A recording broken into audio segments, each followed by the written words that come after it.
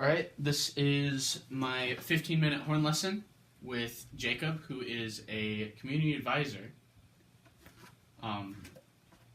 So what we're going to do is we're going to be going over the parts of the instrument, as well as how to open the case, a little bit of maintenance, how to hold the horn, as well as he gets to play his first note, which is exciting.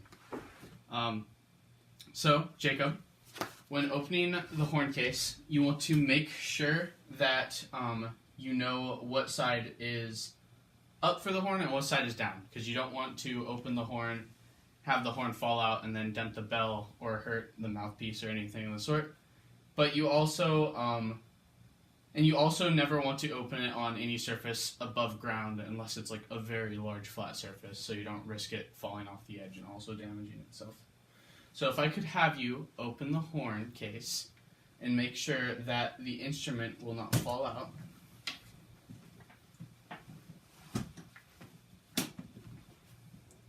Perfect. Awesome. So if I could have you pull out the horn, we'll start to go over the different parts of the horn. And actually, we won't put the mouthpiece in just for want of not having the mouthpiece fall out while flipping the horn around and making sure we have all the parts and stuff. So, the horn consists of multiple different parts, and I actually have a book here to show you the different parts. I'll hold it this way so this camera can see.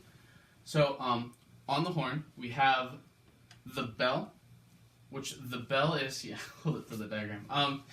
The bell, it's where the sound kind of resonates out, and it's also where, when holding the horn, you'll place your hand inside of it. For tone, which we'll go over once we go over holding the horn.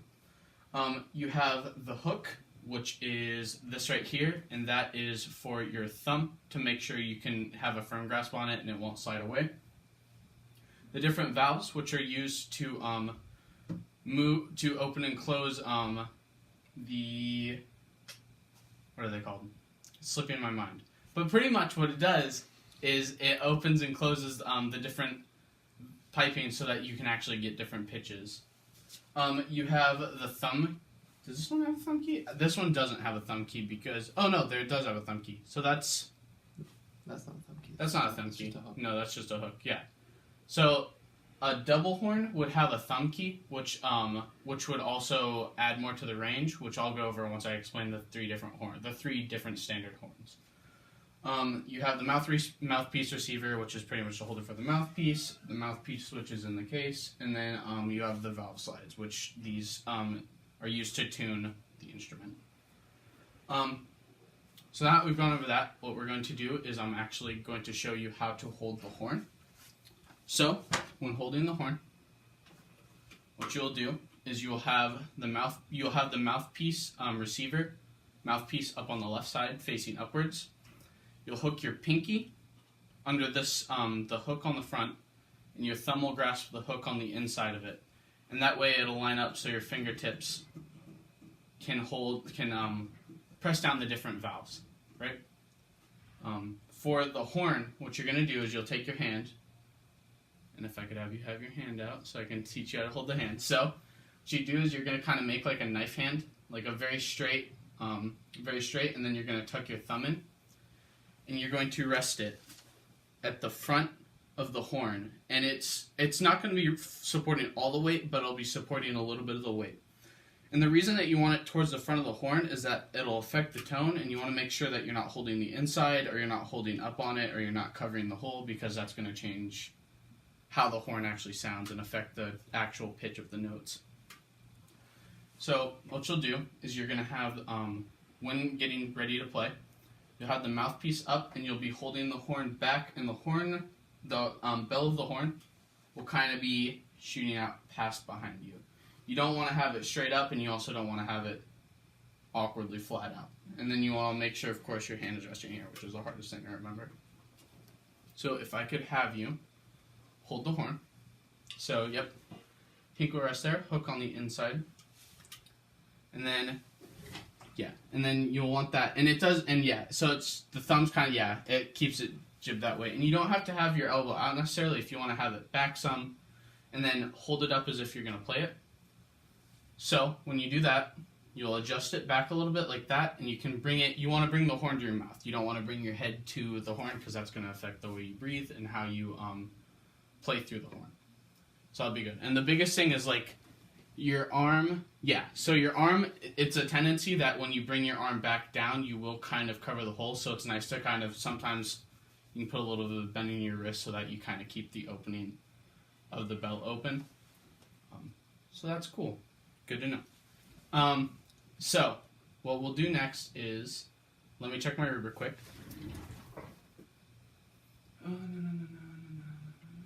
Okay, yeah. So some fun, cool things to note about the horn is that unlike a normal trumpet, where like when you press down the valves, there's springs and it springs up and down to play it, which I know you've had a little experience with. Yeah. The actual valves on the horn are tied down with a string, and the string wraps through a complicated system, and that's actually how they rebound back and forth. Now, if I uncap this, if I can uncap this, inside you'll notice there is this is where you'd oil the valves to make sure that they're working fine. Mm-hmm. If you look on the top, there is a little piece there that when you press on it, it'll rotate. Now, do you see the little lines on it? Yes. So that is how you know that the valves are lined up correctly, so that when it rotates to change pitches, that's how you know that it's lined up correctly, so that it's not covering itself up and you're not able to play the pitches correctly, which is kind of cool. Playing around with it's a lot of fun. Mm-hmm. I want to check it out, and it's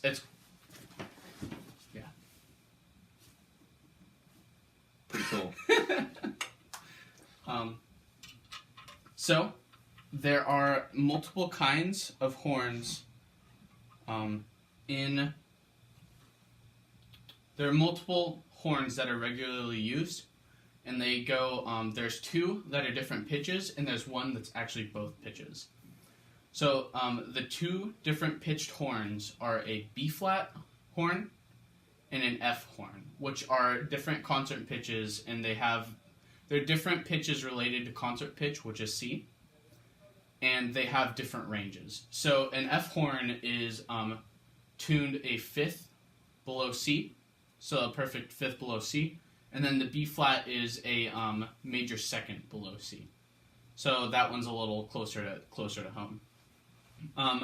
A double horn is an intricate, complicated series of tubings where, with the thumb trigger, you can go back and forth between the two, so you have a massive range between both horns, which is super interesting in my opinion. Okay. And this is a B flat horn. Or no, this is actually an F horn, I believe. Yeah, this is an F horn. Yes. Because B flat would be the trumpet. So B flat horns, trumpet pitch and stuff. Yeah. Most regular horns are usually F. Yeah, I know. But it could be B flat other ways. I'll play a scale on it later and find out. Yeah. So what we'll do now is I'll go over how to buzz on a mouthpiece. So if you could grab the mouthpiece, please. So when trying to buzz on a mouthpiece, there's a thing called your embouchure. And I know you've previously played a little bit of trumpet. You know about the embouchure. It's pretty much the same for this. They're all brass instruments.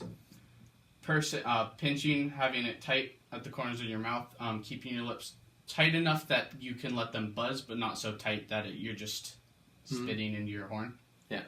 And then what you do is you want to make sure you get a good breath from the bottom of your lungs and just a constant steady stream through the mouthpiece.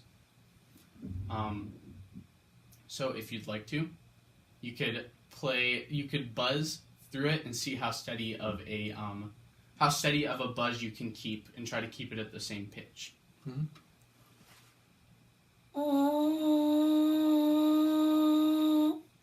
Nice. So now that you've got that, and that sounded really good, so that's hopeful. What you can do now is we can actually try to play your first note, which we'll try to do is an F. So you can hold the horn. Put it in the mouthpiece. hold the horn, make sure you hold it. Now to play an F, you want to put down your first finger. And I'm actually going to grab my bass.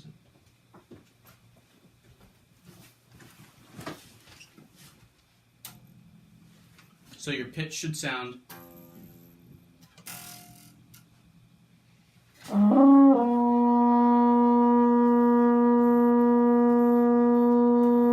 Oh, excuse me, it would be a C. I can completely confuse myself.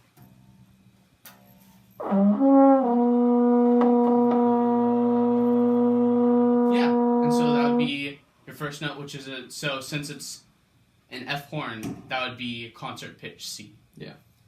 So, very good.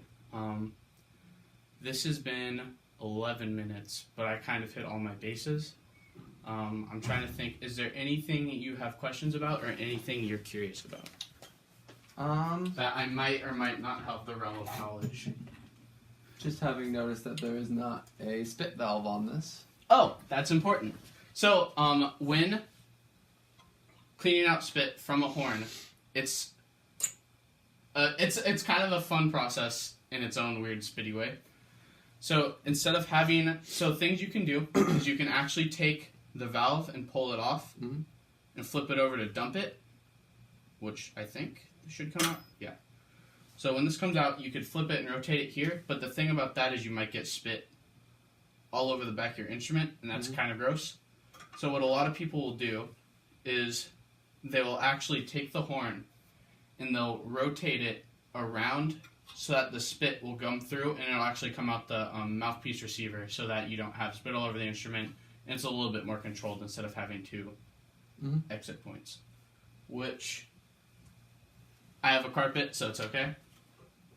So you pretty much rotate it around. Am I doing this the right direction? No, I'm not. So yeah, so you'd rotate it towards the bell. And you probably don't have much spit since you literally played for like 10 seconds, not even. Yeah, so there was a little spit. But what you do is you rotate it around towards the bell until until it cleans itself. And then there's also and I'm going to set the horn down. You can put the mouthpiece in the receiver as well. Not the receiver, but the thing. There's also, this is not, so there's usually in your case there will be like a polishing rag.